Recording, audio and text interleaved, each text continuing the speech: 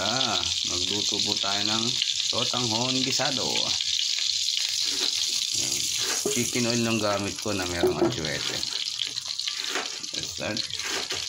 Gawin na natin itong bawang sibuyas. Ingat yan. Pagpudlan lang natin ng konti. Golden brown na. So, lagyan na natin itong chicken. Ang part ng chicken ay leeg lang, magpalasa.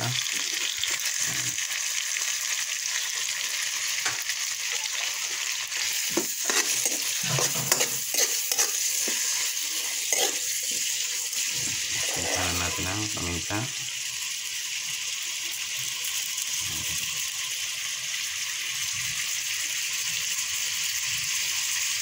Okay, wala maminta kung nabili.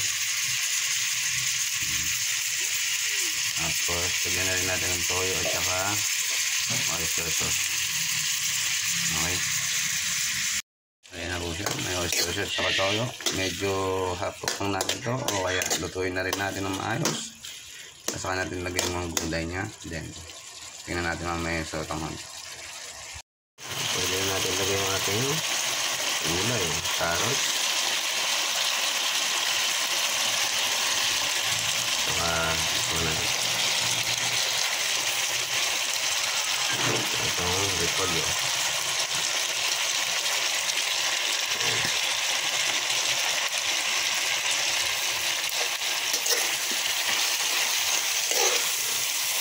Tapos set aside natin ito mamaya. Lagyan natin ng tubig.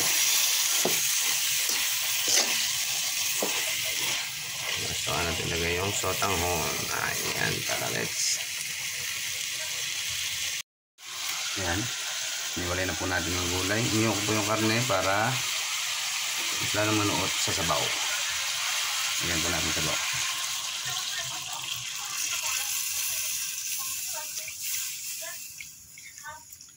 5 minutes o 10 minutes. Yan. Kumulo na po siya. Lagyan na natin yung ating sotanghon. Ilagay na po natin itong sotanghon. Ito lang po yung gamit ng sotanghon. 1/4 siya pero tatlo na yung nalagay ko siya. Ayan. Sasaka natin mamaya ilalagay yung ating sinest aside na gulay. Okay, tara, let's. Ayan. So, sinip-sip nyo na po yung sabaw na ngayon. Lagyan po natin itong aside ng gulay.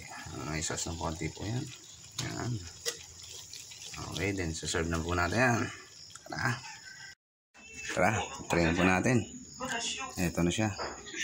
So, sa mga ibang gustong lagyan ng fishball, ganyan, okay, squid ball, o kikiam, pwede naman po. Itlog ng pugo. Yan. Tayo po ito lang, simple lang na. Tara, let's.